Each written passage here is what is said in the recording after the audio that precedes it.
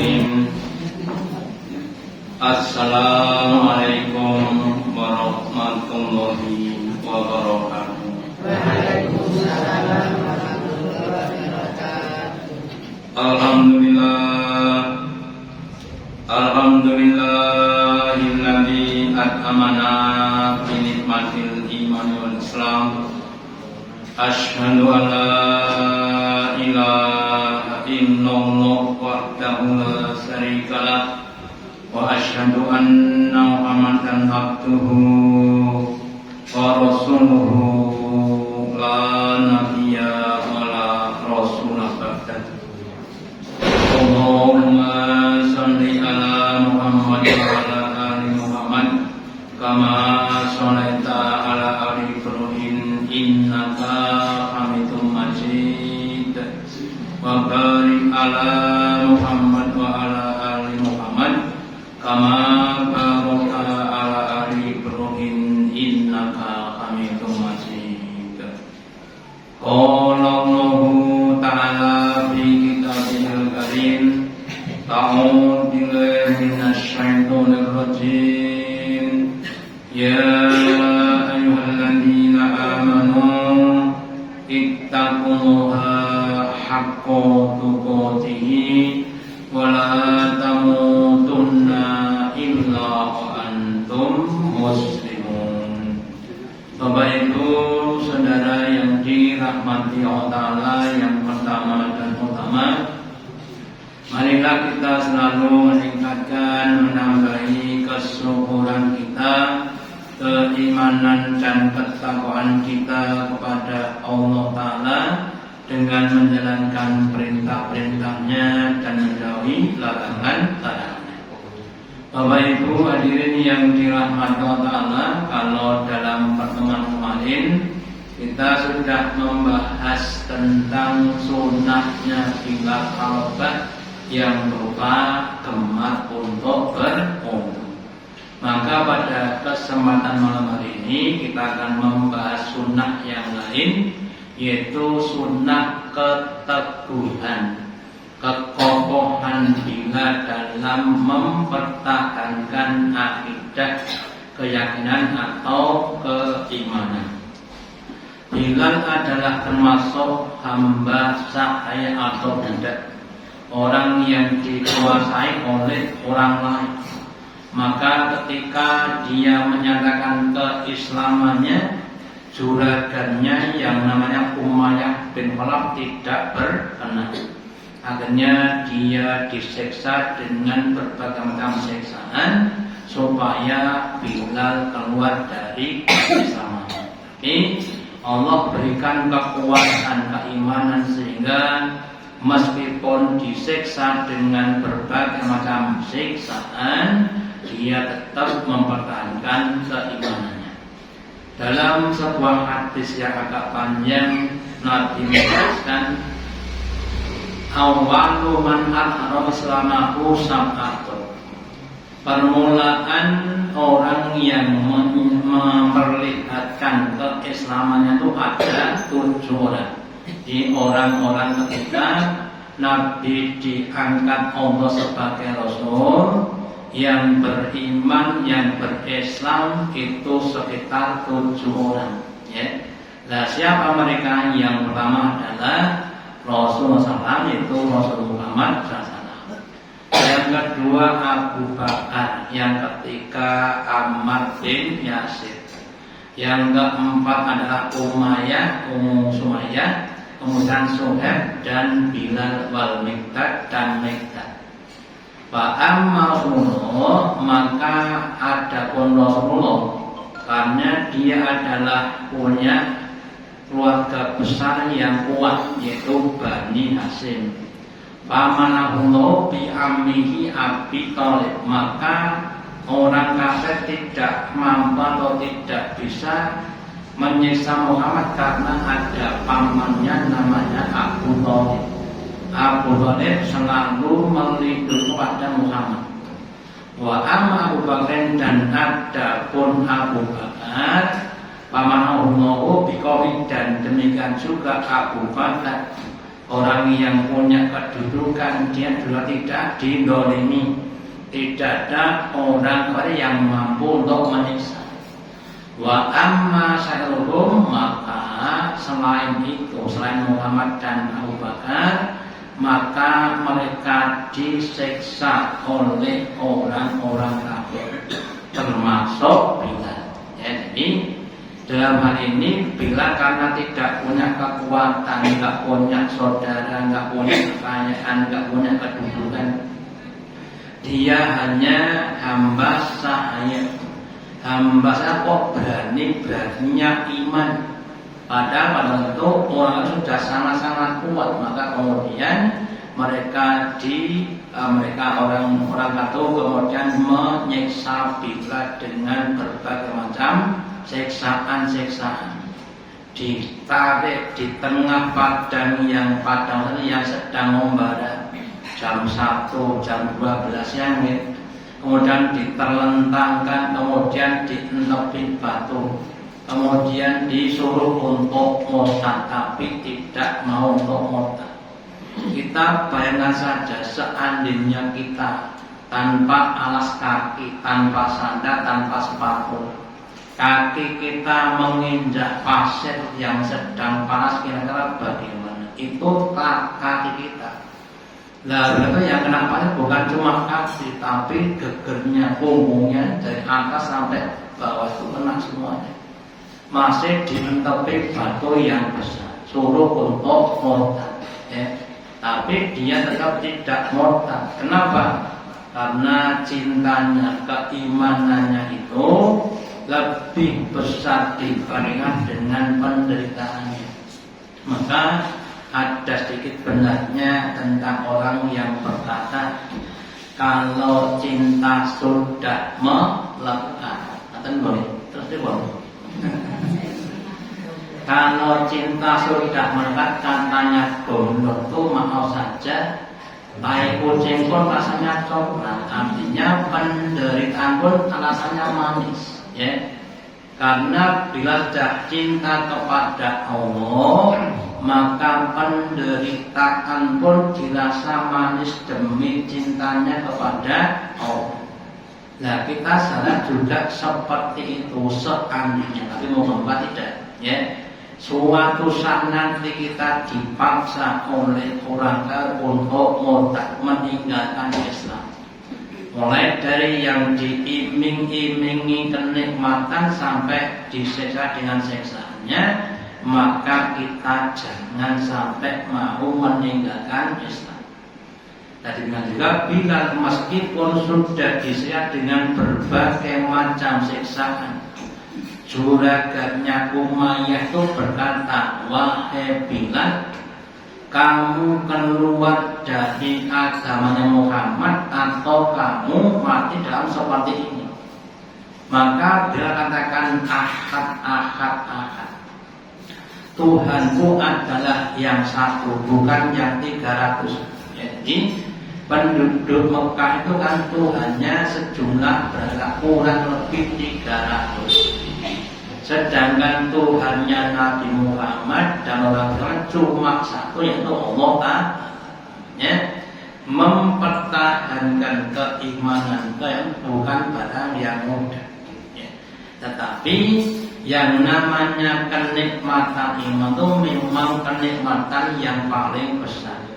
Kenikmatan yang hanya diberikan kepada orang-orang yang dicintai Allah Ta'ala. Nabi bersabda, innallaha tu'til mala ala ma yuhibbu wa ma yuhibbu. Sesungguhnya Allah itu memberikan harta benda dunia kepada siapapun, entah itu orang yang dicintai atau yang tidak dicintai, siapapun diberikan. Tetapi wa tu'til imana ala ma yuhibbu, Allah hanya memberikan kenikmatan iman hanya kepada orang yang dicintai. Itu suatu hal yang sangat-sangat besar nilainya. Kemudian setelah Nabi Muhammad melewati ketika Bilal sedang disiksa, Nabi juga nggak bisa untuk menolong. Kenapa? Karena ada peraturan. Seorang juragan yang menyiksa budaknya itu orang nggak boleh ikut campur. Seperti kalau kita punya motor mau diutak-utak diri, ya sakar petonggone jangan cawe-cawe. Maka Rasul cuma bisa ngelus dodo dan kasihan kepada Bilal. Kemudian Rasul mencari penemui kepada Abu Bakar. Wahai Abu Bakar, sekarang ini Bilal sedang disiksa oleh tuannya. Ya. Kalau kamu bisa silahkan kamu tolong. Kemudian Abu Bakar menghampiri Bilal yang sedang disiksa. Kemudian Abu Bakar bertanya kepada Umayyah juragannya Bilal. Wahai Umayyah, berapa harganya Bilal? Ya. Melihat Abu Bakar seperti itu, maka kemudian Umayyah mempunyai kesempatan untuk memahalkan, meninggikan, membesarkan harga Bilal. Saya sekarang mengatakan sekitar 9 uqiyah. Ya, uqiyah emas itu kurang lebih ya kalau sekarang nilainya sekitar 50 sampai 100 juta. Ya. Tapi ada orang yang ikhlas sehingga kemudian harganya berapapun dibeli oleh Abu Bakar. Nah, setelah dibeli kemudian dimerdekakan oleh Abu Bakar. Nah, ketika bila dimerdekakan oleh Abu Bakar, maka Bilal pun bertanya kepada Abu Bakar, wahai Abu Bakar, apa tujuan kamu membeli saya? Ya. Apakah kamu menginginkan saya untuk melayani kamu atau kamu karena mau kalah? Kalau kamu memerdekakan saya karena untuk bisa melayani kepada kamu, aku akan melayani kamu. Tetapi kalau engkau membeli aku karena halal, maka biarkanlah aku berbuat sesuatu. Ya. Maka kemudian Abu Bakar berkata, aku memerdekakan kamu karena Allah, bukan karena yang lain. Atas ini kita beri suatu pelajaran pentingnya suatu keikhlasan dalam menolong orang lain. Jangan sampai kita ketika menolong orang itu kemudian minta bahkan dari orang yang kita tolong saja. Cukup bagi kita Allah sebagai penolong kita. Dan Nabi bersabda, Innallaha fi aunil abdi. Allah itu akan selalu berada pada pertolongan kepada hambanya. Maka itu fi aunil abdi, selama hamba itu mau menolong pada saudara. Jadi kita itu kalau semakin banyak menolong orang ikhlas, maka Allah akan menolong kepada kita. Tetapi kalau nolongnya karena ingin mendapatkan balasan dari orang yang tolong, maka Allah akan menolong pada kita. Makanya pentingnya kita sekali lagi untuk mengikhlaskan pertolongan kepada orang lain.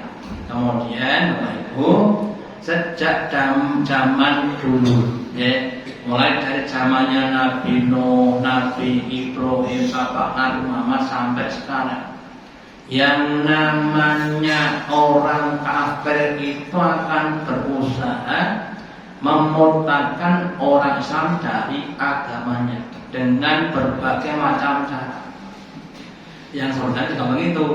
Ketika bila sudah beriman kemudian Umayyah berusaha bagaimana supaya bila kembali pada kekafiran. Kemudian kalau kita lihat pada zaman sekarang juga begitu. Banyak usaha-usaha orang kafir dalam berbagai macam usaha sosial, pendidikan, kesehatan, santunan yang mereka berikan kepada orang Islam tujuannya supaya memurtadkan, mengeluarkan umat Islam dari agamanya. Maka di dalam surat Al-Baqarah, surat yang kedua, ayat yang ke-217, Allah berfirman, Wala yazaluna yuqatunakum hatta yuqatu alaikum. Dan tidak henti-hentinya mereka orang kafir memerangi kepada kamu sampai kamu kembali dari agama kamu, di mana kembali kepada kekafiran. Yang setelah iman kemudian diusahakan supaya jadi kafir. Kalau nggak mau dengan cara yang lalu, dengan cara yang kasar, ditekan, diintimidasi, bahkan dibunuh, ya sebagian kita di daerah Uyghur juga begitu. Sampai sekarang ditekan yang nggak mau keluar dari iman atau Islam, kemudian dibunuh dan sebagainya. Ya. Jadi tahu kalau dia mampu. Terus bawahnya tatib menggunakan ini, maka siapapun dari kamu yang kemudian murtad dari agamanya, diintimidasi orang kafir kemudian takut, terus kemudian meninggalkan Islam, bayangkan bahwa kafir dan kemudian sampai akhirnya dalam keadaan kafir.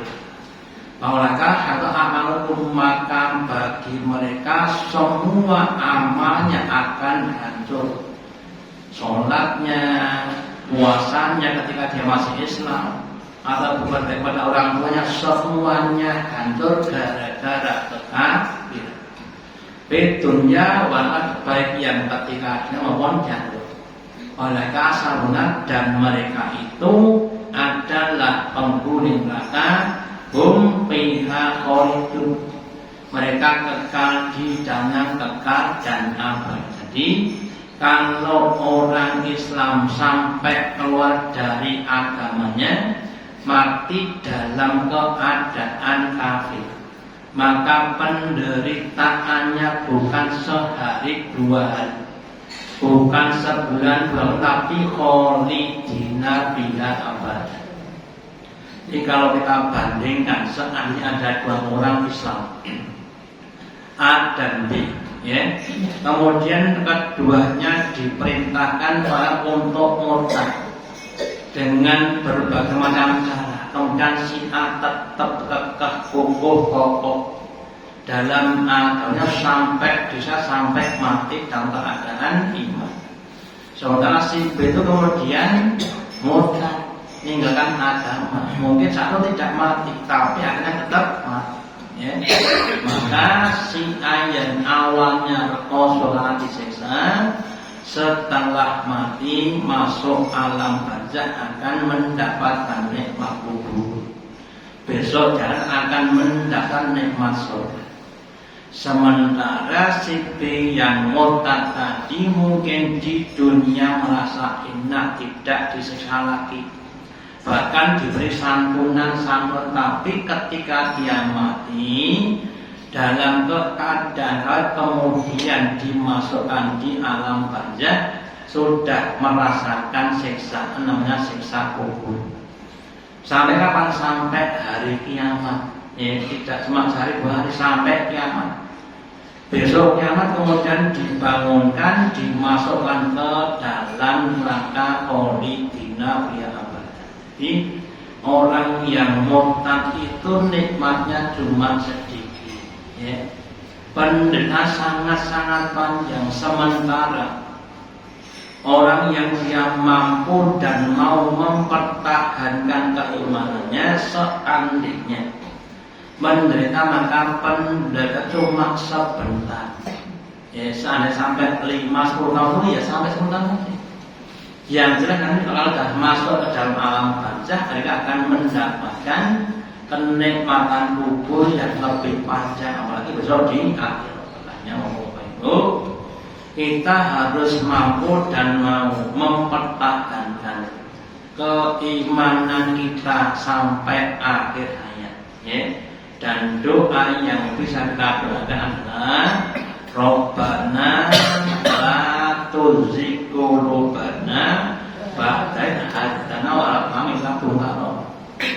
Ya Allah Ta'ala, janganlah Engkau simpangkan hati kami setelah Engkau beri petunjuk kepada kami, dan berikan kepada kami dasar adalah rahmat atau bina saja. Semoga ini kita semuanya termasuk keluarga kita dan keturunan kita, termasuk hamba-hamba Allah yang ditetapkan keimanan sampai akhir ayat. Kemudian ayat itu dikuatkan dengan surat Al-Taqabur juga ayat 120. Ya. Allah berfirman, wahai orang yang beriman, walan tanto amal itu walan nasor, dan tidak akan ridho, tidak akan rela kepada kamu orang beriman. Siapa? Orang Yahudi dan orang Nasrani. Mereka berusaha memurtadkan kamu dengan berbagai macam program-programnya, hatta tattabi'a millatahum, sampai kamu mengikuti pada milah mereka, agama mereka, kebiasaan mereka. Kalau kamu belum mengikuti pada mereka, tetap mereka akan berbuat begitu lagi. Ya. Qul inna huda, maka ketika orang Yahudi dan Nasrani mengajak kamu untuk menghadap mereka, katakanlah bahwa petunjuk yang benar adalah petunjuk dan yang datang dari Allah. Contoh, ya. Saya kemarin ke Semarang itu jatuh, ternyata di sana itu acaranya makannya standing partai, ya.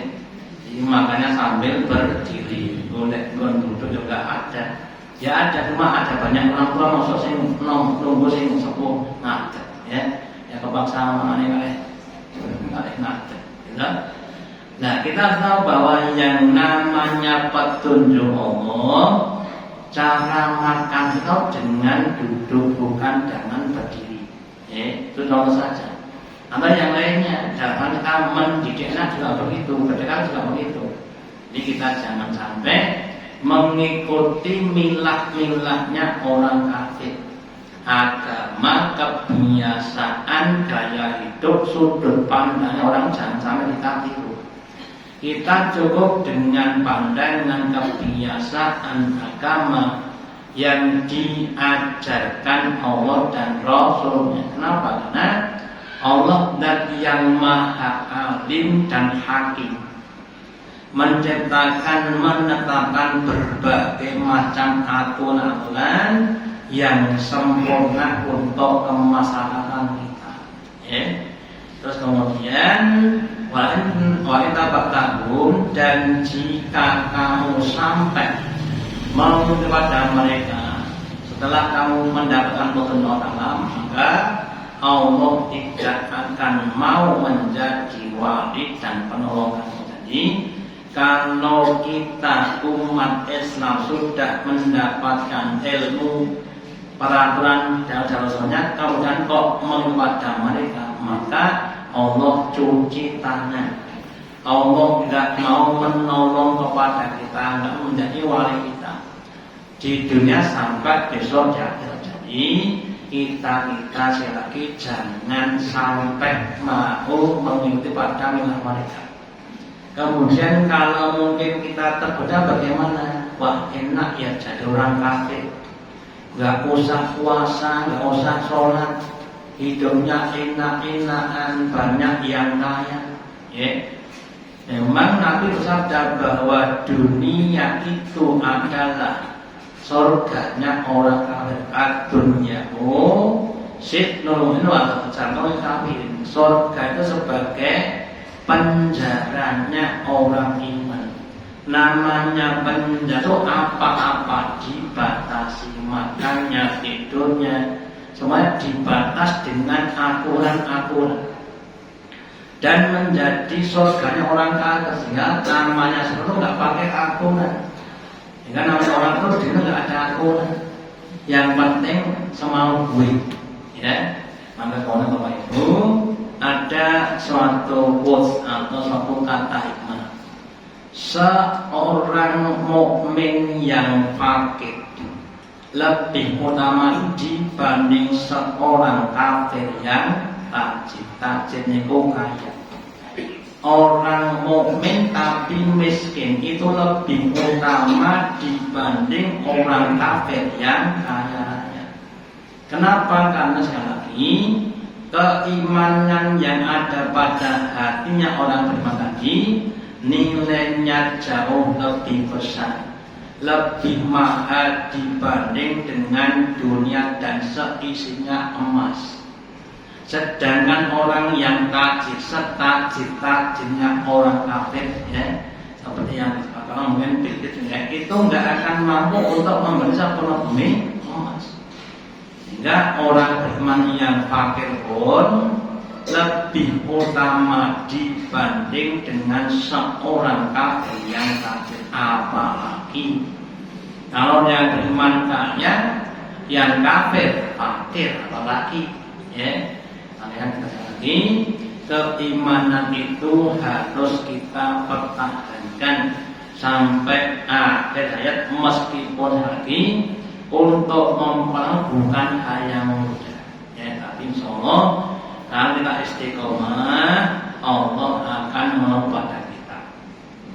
Terus salah satu contoh orang yang murtad, ada seorang ulama namanya Abdullah Al-Qasimi, orang yang sangat pintar dalam ilmu agama dan ahli debat, ya.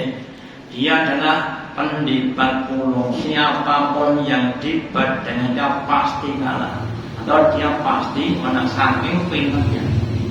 Tetapi karena pintarnya kemudian dia timbul penyakit namanya sombong, ya. Nah kemudian dengan kesombongan tadi, setiap dia pada punya selalu diselipkan pengakuan pada dirinya, kehebatan pada dirinya.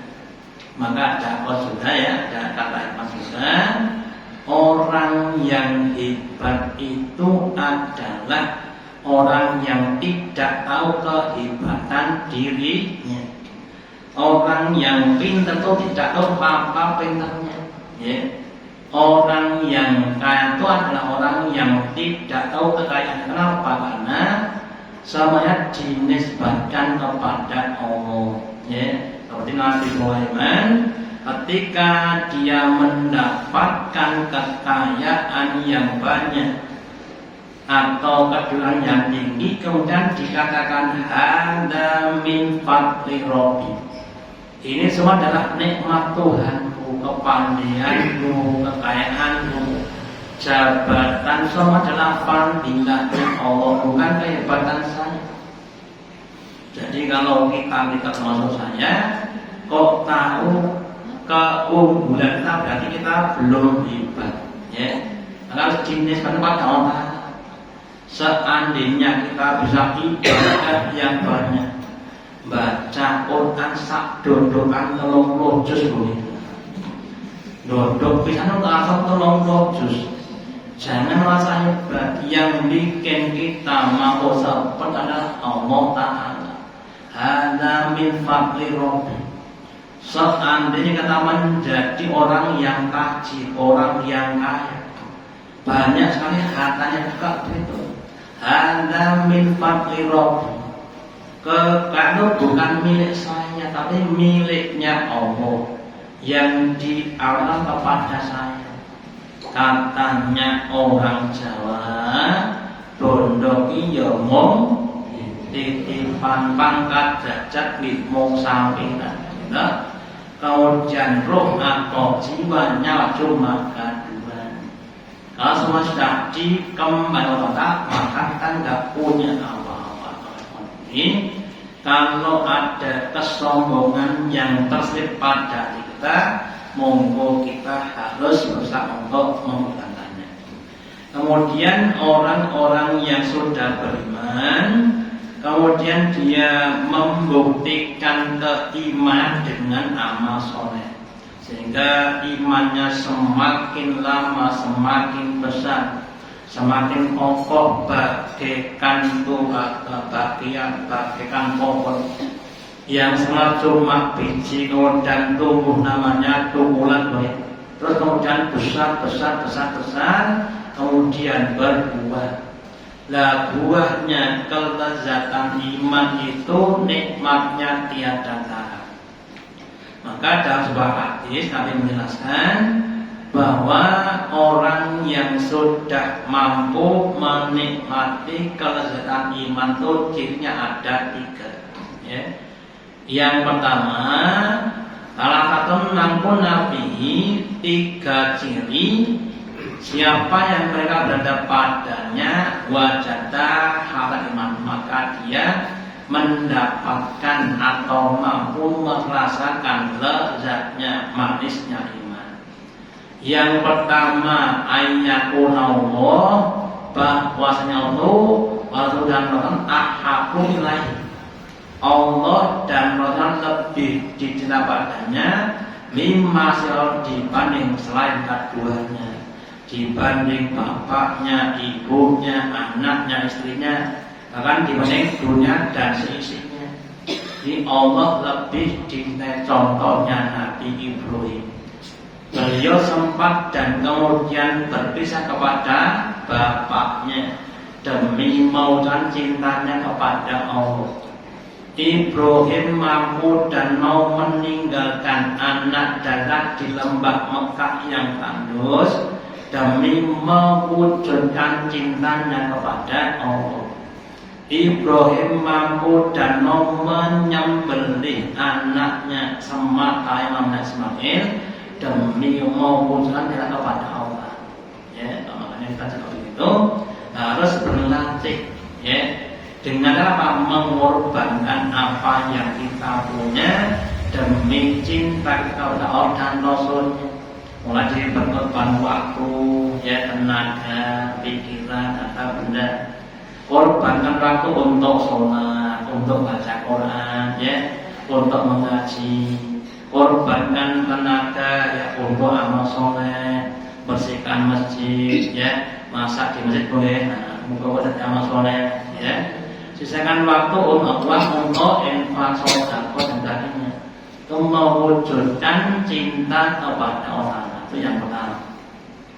Yang kedua, ayuhibbal mar'at, dan bahwasanya mencintai kepada seorang yang Allah, dia tidak menyekat karena orang. Kita orang-orang beriman itu harus saling mencintai. Innamal mu'minuna ikhwatu.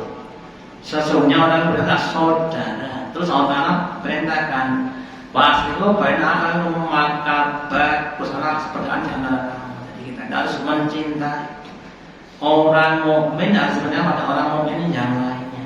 Saya pakai kalau pas ngajar di pondok anak murid, saya katakan demi cintaku padamu, kita cinta dong.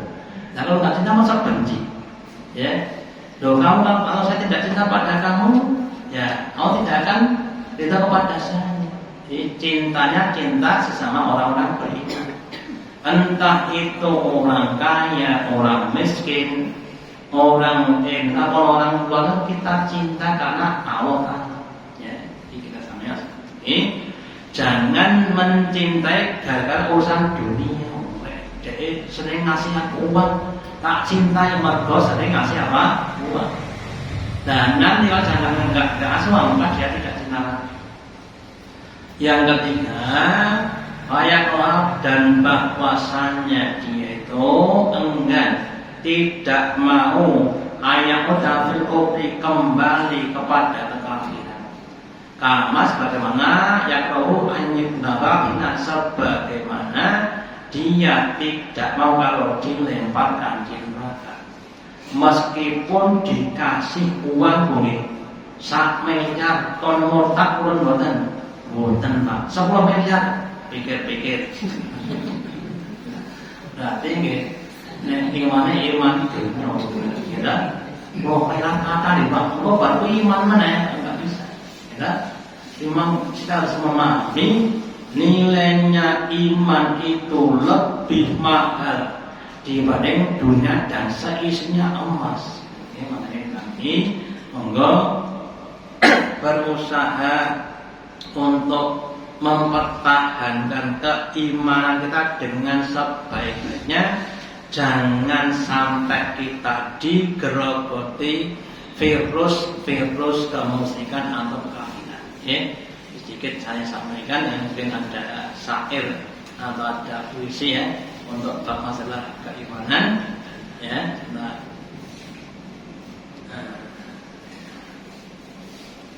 Di keimanan harus kita pertahankan. Keimanan hargamu lebih mati dibanding sepenuh bumi emas. Meskipun untuk mempertahankannya butuh menghela nafas. Karena orang kafir tak akan rela kau lepas dari tirai yang sangat keras. Pengorbanan untuk mempertahankan iman akan diganti lebih banyak oleh Allah yang Maha Rahman. Kenikmatan surga yang zat dan rasa aman, terhindar dari sekian neraka yang menekan.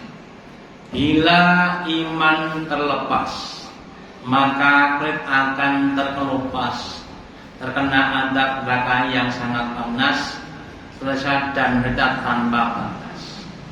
Keimanan bagaikan lentera yang menunjuki setiap bahtera dalam mengarungi ujian sementara kehidupan dunia yang bikin masyarakat nanti. Makanya mari kita semuanya berusaha untuk mempertahankan keimanan kita sampai akhir hayat, dan mari kita banyak berdoa kepada supaya Allah menetapkan keimanan pada kita sampai akhir hayat. Demikian yang dapat saya sampaikan pada kesempatan ini. Semoga ada manfaatnya. Allahumma taqabbal minna innaka antas samiul alim wa tub alaina innaka antal rahim. Kita akhiri dengan doa majelis karena Allah hamdika asyhadu alla ilaha illa anta astaghfiruka. Wassalamualaikum warahmatullahi wabarakatuh.